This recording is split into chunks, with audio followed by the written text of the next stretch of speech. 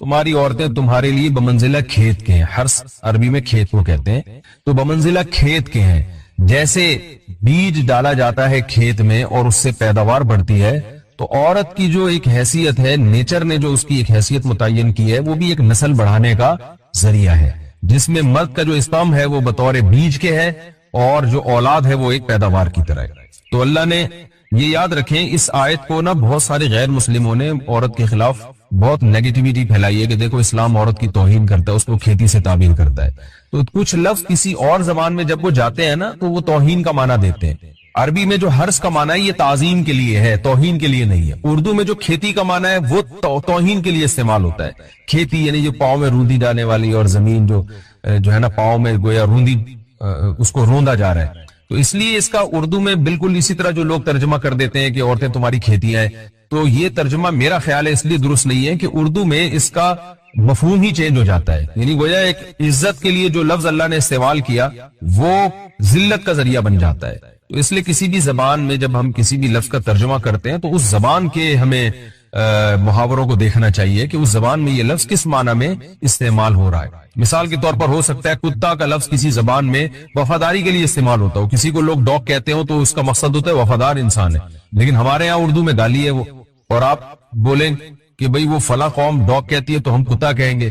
تو آپ جب اس کا ترجمہ اردو میں کریں گے تو کتے سے نہیں کر سکتے. تو اسی طرح یہ عربی کا جو لفظ ہے اس میں بھی یہ چیز غور یعنی ملحوظ رہنی چاہیے. تو اس لیے اس کا ترجمہ کیا جائے گا تمہاری عورتیں تمہارے لیے پیداوار بڑھانے کا ذریعہ ہیں، نسل بڑھانے کا ذریعہ ہیں. فاتو حرثکم، تم اپنے اس نسل بڑھانے کے ذریعے کے پاس آؤ، انا شئتم جیسے چاہو، وقدموا لانفسکم، اور اپنے نفسوں کے لیے آگے بھیجو، یعنی اولاد کی نیت سے آیا کرو زوجہ کے پاس اور آخرت کے لیے انتظام کرو، یعنی اولاد پیدا کر کے جو تاکہ دنیا اور آخرت میں تمہارے لیے فیوچر میں تمہارے لیے کام آئے، دنیا بھی داخل ہے آخرت بھی داخل ہے. تو یہ آیت کا بھی ایک شان نزول ہے کہ صحابہ کرام تو چونکہ جو خواتین تھیں مکہ میں صدیوں سے وہ لوگ آباد تھے، ان کے سفر خاص طور پہ عورتوں کے سفر بہت ہی کم ہوا کرتے تھے. تو جب ہجرت ہوئی ہے اور جو ہے نا ہجرت کر کے بہت ساری صحابیات مدینہ آئی ہیں، تو مدینہ میں ان کے نکاح دوسری قوموں میں ہوئے، پھر انصار صحابہ سے بھی ہوئے. تو چونکہ تقویٰ تھا ان خواتین میں، للہیت تھی، تو بعض جگہ ایسے واقعات ہوئے کہ میاں بیوی کے جو آپس کا ریلیشن ہوتا ہے، ظاہر ہے وہ ہر قوم میں اور ہر جو ہے نا شخص کا مزاج دوسرے سے مختلف ہوتا ہے. تو بعض مردوں نے اس طرح سے اپنی زوجات کے ساتھ ہم بستری کی کہ ان خواتین کو پھر اشکال ہوا کہ پتہ نہیں اس طرح سے ہم بستری کرنا جائز بھی ہے یا نہیں ہے. تو انہوں نے نبی صلی اللہ علیہ وسلم سے یہ مسئلہ پوچھا کہ یا رسول اللہ، ہمارے شوہر ہمارے پاس اس طرح سے آتے ہیں تو کیا یہ جائز ہے یا نہیں. تو ان کے سوال کو بھی مبہم رکھا گیا اور قرآن نے اس کے جواب کو بھی کنایتاً بیان کیا، کیونکہ مسئلہ بظاہر حیا کے خلاف ہے.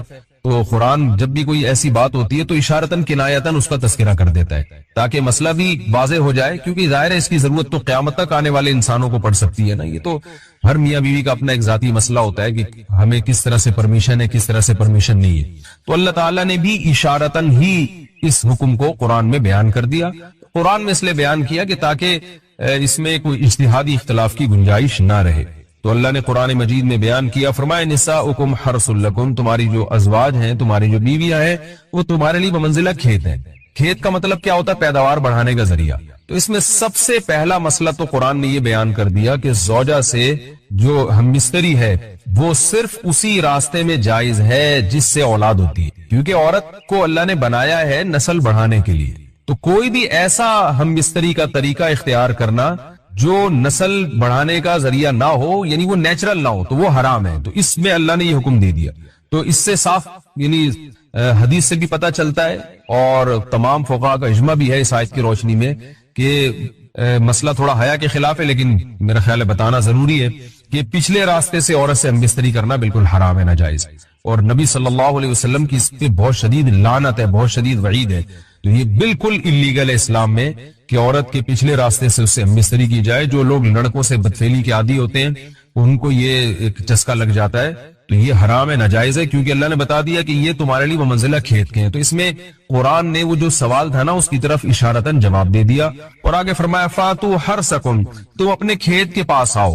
یعنی پیداوار بڑھانے کا جو ذریعہ ہے اس جگہ کی طرف آؤ، انا شئتم، جیسے چاہو، یعنی باقی جس طرح سے تم چاہو زوجہ سے ہم بستری کر سکتے ہو، اس میں کوئی خاص طریقہ متعین نہیں ہے، میاں بیوی کا ایک دوسرے سے کوئی پردہ نہیں ہے، ہن لباس لکم وانتم لباس لہن، یہ دونوں ایک دوسرے کے لیے لباس ہیں، تو اس میں طریقہ کار کوئی بھی ہو سکتا ہے، کسی بھی طرح سے کرنا چاہو ایک دوسرے سے لطف اندوز ہو سکتے ہو، لیکن فاتو حرسکم، آنا موضع حرس میں ہے۔ حرس کا مطلب وہ اس جگہ کی طرف آنا ہے جہاں سے نسل بڑھتی ہے، کسی اور راستے کی طرف، اس سے صاف طور پر جو ہے نا وہ جو فاسق فاجر لوگوں کی جو برائی ہے، جو لڑکوں سے بدفعلی کے نتیجے میں پیدا ہوتی ہے، اس کا اللہ نے قلعہ کر دیا کہ اس کی اسلام میں بالکل اجازت نہیں ہے۔ باقی طریقہ کار کیا ہوگا یہ تمہارے اوپر، اس کی اللہ نے تمہیں اجازت دی ہے۔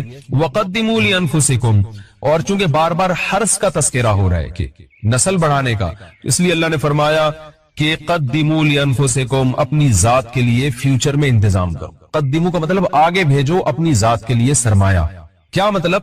کہ جب زوجہ سے ہم مستری کرو تو نیت اولاد کی ہونی چاہیے، تاکہ وہ اولاد دنیا میں بھی اور آخرت میں بھی تمہارے لیے ذخیرہ بن جائے۔ تو یہ نسل بڑھانے کی بہت زبردست ترغیب ہے اس آیت، اور اس آیت میں اللہ نے عورت کا کہ بہت ساری ذمہ داریوں میں سے ایک بڑی ذمہ داری کا بھی بیان بتا دیا کہ عورت کو اللہ نے بنایا ہے، جو مرد اور عورت کا جو فرق رکھا ہے نا، اس فرق کی بڑی وجہ یہی ہے کہ مرد کے اسپرم کو اللہ نے بیج کے طور پہ پیدا کیا ہے اور عورت کو اللہ نے زمین کے طور پہ۔ تو بیج اور زمین کے ملاپ کا بنیادی مقصد ہی نسل بڑھانا، پیداوار بڑھانا ہوتا ہے، نہ یہ کہ نسل روکنا۔ آج فیملی پلاننگ والوں نے اس آیت کی دھجیاں اڑا دی ہیں، مجھے پوری دنیا میں ایک بےہودہ قسم کی تحریک چل رہی ہے، یہ آیت بالکل اس کی نفی کر رہی ہے۔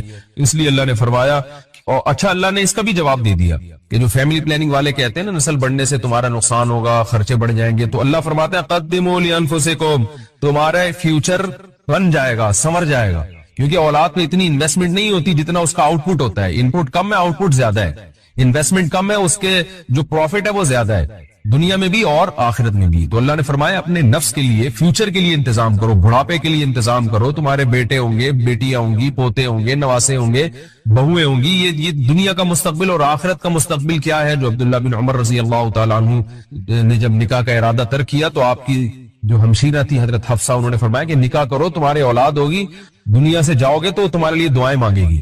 یہ چیز بھی انگریزی فلموں سے اور فحش فلموں سے ہماری نئی نسل میں بہت تیزی سے سرایت کر رہی ہے، اور لوگ اس بارے میں علماء سے بہت زیادہ مسائل پوچھتے ہیں، خواتین بھی پوچھتی ہیں جو اس میں مبتلا ہیں۔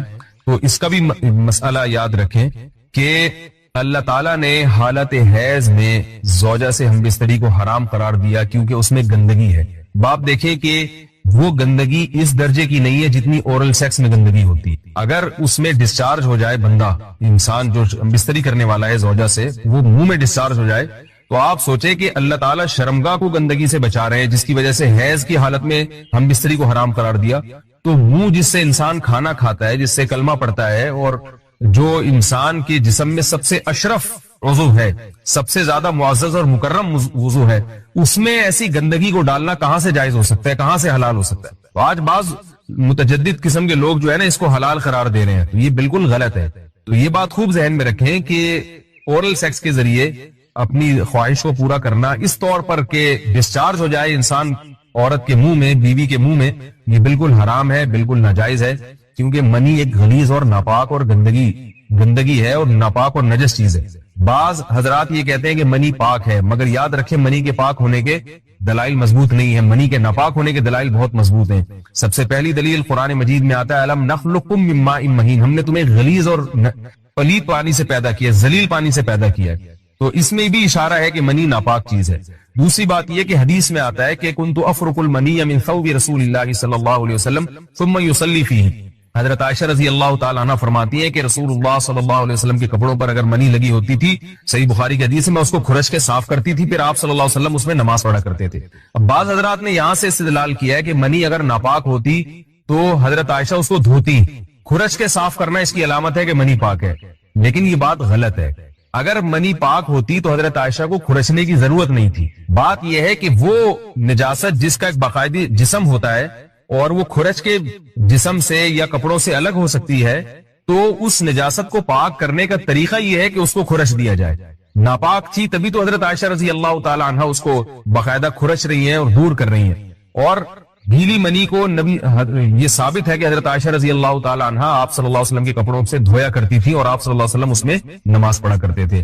حضرت عمر رضی اللہ تعالی عنہ کے دور میں کسی شخص کو احتلام ہوا تو اس نے اپنے پورے جو ہے نا وہ کپڑے دھوئے تو حضرت عمر نے اس کو منع کیا, فرمایا کہ اتنا کافی تھا کہ اس جگہ کو تم دھو لیتے. تو اس میں بھی حضرت عمر اس کو باقاعدہ دھونے کا حکم دے رہے ہیں. کسی بھی صحابی نے اعتراض نہیں کیا کہ یار یا امیر المومنین آپ ان کو دھونے کا حکم کیوں دے رہے ہیں, منی تو پاک ہے. تو منی کے جو ناپاک ہونے کے دلائل ہیں وہ بہت مضبوط ہیں. باقی اس کو جو کھرچنے کا حکم ہے وہ اس لیے کہ منی کے پاک جو اگر خشک ہو جائے تو وہ کھرچ کے بھی پاک ہو جاتی ہے, اس کو پھر دھونا ضروری نہیں ہوتا. اس کی مثال ایسے جیسے حدیث میں آتا ہے, صحابہ کرام فرماتے ہیں کہ ہمارے تلواروں میں دشمن کا خون لگا ہوتا تھا تو ہم اس کو زمین پہ اچھی طرح رگڑ کے اسی کو لٹکا کے نماز پڑھتے تھے.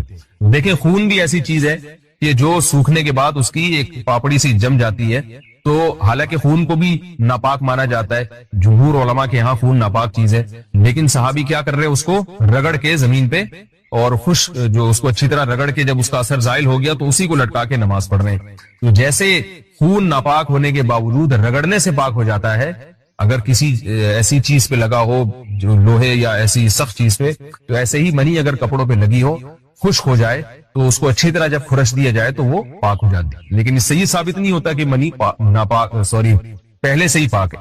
ایک اور دلیل منی کے ناپاک ہونے کی یہ ہے کہ یہ جو مدی ہے, ٹرانسپیرنٹ پانی جو مرد کے جسم سے نکلتا ہے, وہ اگر جسم سے نکل جائے تو غسل فرض ہو جاتا ہے, وضو فرض ہو جاتا ہے, اور منی نکل جائے تو غسل فرض ہوتا ہے. اب یہ کیسی بات ہے کہ مدی کے نکلنے سے جس سے وضو فرض ہو رہا ہے وہ تو ناپاک ہے, اور منی نکلنے سے جب غسل فرض ہو رہا ہے بڑی والی طہارت, اس کو ہم پاک قرار دیں. اس لیے امام ابو حنیفہ رحمہ اللہ تعالیٰ کا مذہب منی کے بارے میں کہ یہ نجاست غلیظہ ہے, اور امام مالک کا بھی یہی مذہب ہے. یہ مذہب بہت دلائل کے لحاظ سے قوی ہے. تو اس لیے عورت کے منہ میں ڈسچارج ہونا یہ بالکل حرام ہے, ناجائز ہے, گندگی ہے, اسلام میں اس کی قطعاً اجازت نہیں ہے. اور اگر ان ائمہ کا مذہب لیا جائے جو منی کو پاک سمجھتے ہیں, اس لیے میں یہ عرض کر رہا ہوں کہ بعض حضرات نے اس پہ فتویٰ دیا ہے. قرآن مجید میں ہے ان اللہ لا یستحی من الحق, کہ اللہ تعالیٰ حق بات بیان کرنے سے حیا نہیں کرتے. حدیث میں بھی بعض ایسے مسائل کو اللہ کے رسول نے بیان کیا ہے صلی اللہ علیہ وسلم نے جو بظاہر حیا کے خلاف ہیں, مگر اس لیے بیان کیا کہ اگر آپ صلی اللہ علیہ وسلم بیان نہ کرتے تو لوگ ان بے شرمی کے کاموں میں مبتلا ہو جاتے. اسی وجہ سے میں بھی یہ ہمت کر رہا ہوں کہ ایک اور ایسا گناہ جس میں لوگ مبتلا ہیں, اور وہ ہے حیا کے خلاف, مگر ہے بہرحال شریعت کا مسئلہ اور لوگ اس میں گناہ میں مبتلا بھی ہیں, اس لیے بتانا ضروری ہے.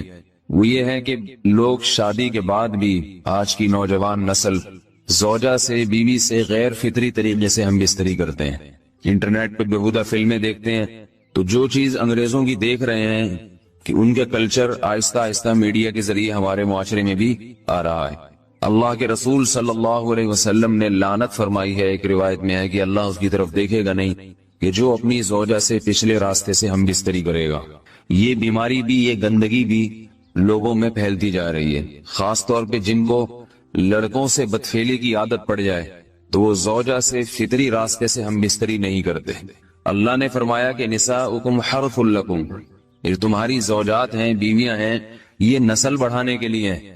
تو اسی راستے میں انسان اپنی خواہش کو پوری کر سکتا ہے جس راستے سے نسل بڑھتی ہے. اس کے علاوہ کسی اور راستے سے اپنی خواہش کو پورا کرنا یہ حرام ہے, گناہ کبیرہ ہے, گندگی ہے.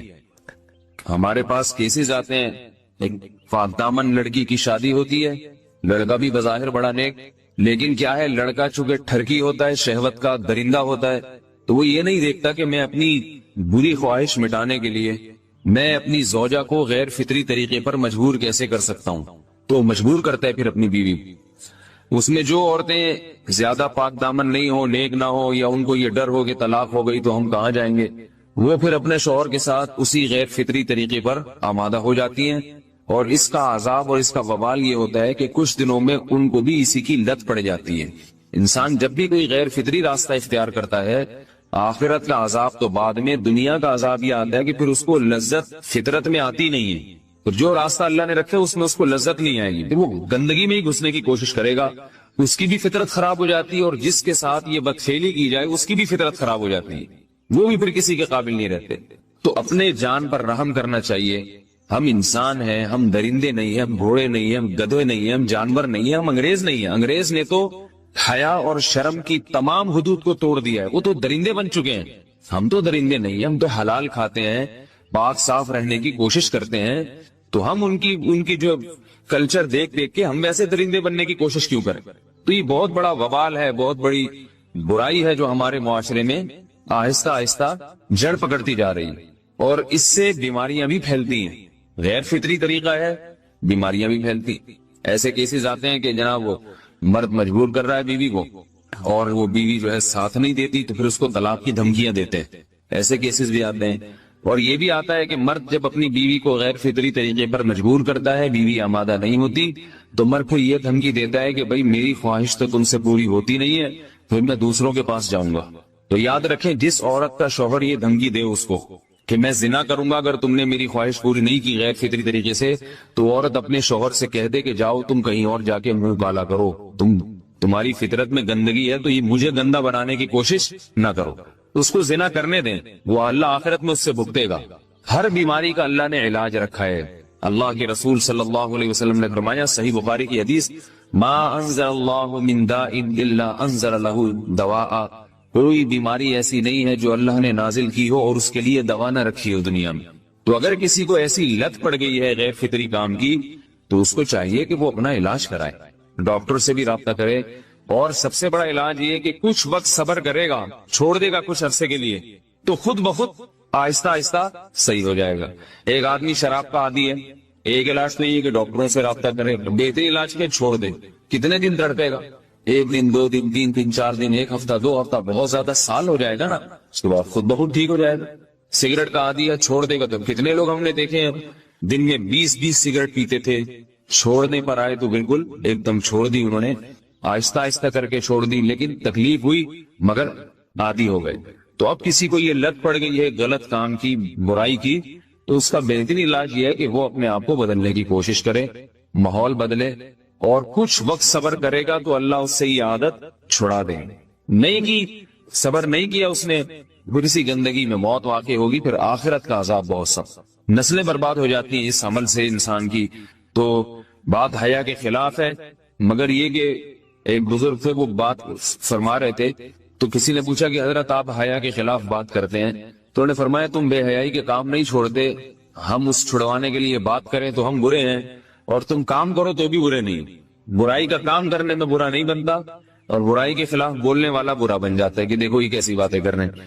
تو وہی باتیں ہیں، اس لیے ہیں کہ یہ معاشرے میں یہ برائی پھیلتی چلی جائے گی. اور یہ ہماری اپنا کلچر نہیں ہے، یہ امپورٹ ہو رہا ہے باہر سے، یہ امپورٹ ہو رہا ہے، یہ وہاں میڈیا کے ذریعے آ رہا ہے. تو وہ چیزیں دیکھا نہ کریں اور ان لوگوں سے دور رہا کریں. ہمیں تو دین کا داعی ہو کے ان کو ہدایت پر لانا تھا، بجائے ہم ہدایت پہ چل کے دوسروں کو چلانے والے بن کے ان کے راستے پہ ہم نے چلنا شروع کر دیا. اللہ تعالیٰ ہمیں اب دیکھیں ان کے ہاں ایڈز کا مرض پھیل گیا ہے. آپ بتائیے یہ ایڈز کا مرض ہمارا ہے کیا؟ یہ بیماری ہماری ہے یا ان کی ہے؟ ہمارے ہاں بیماریاں ہیں، کھانسی ہے، نزلہ ہے، ٹھیک ہے نا، بلڈ پریشر ہے، شوگر ہے، یہ بیماریاں ہماری ہیں. کوئی اللہ کا شکر ہے گندی بیماری ہمارے ہاں نہیں ہے. جتنی گندگیاں ہیں وہاں سے آ رہی ہیں. ایڈز کا مرض وہاں سے امپورٹ ہوا ہے. وہ ایڈز کا مرض اسی بدفعلی کی وجہ سے پیدا ہوتا ہے، اسی سے جراثیم پیدا ہوتے ہیں، اور اتنا خطرناک مرض کے ایسے متعدی ایسے پھیلتا ہی. افغانستان میں ایڈز کا ریشو 0 تھا، 0. وہ جانتے نہیں تھے کہ ایڈز کا مرض ہوتا کیا ہے. جب سے امریکن آرمی، برطانیہ آرمی افغانستان میں آئی ہے، فوجی آئے ہیں، افغانوں میں ایڈز کا مرض پھیل گیا ہے. انہوں نے وہاں بدفعلیاں شروع کر دی ہیں. تو وہ تو حالانکہ ان کے لیے زنا کتنا سستا ہے، کتنا سستا ہے نا ان کے لیے زنا، پھر بھی وہ لڑکوں کی طرف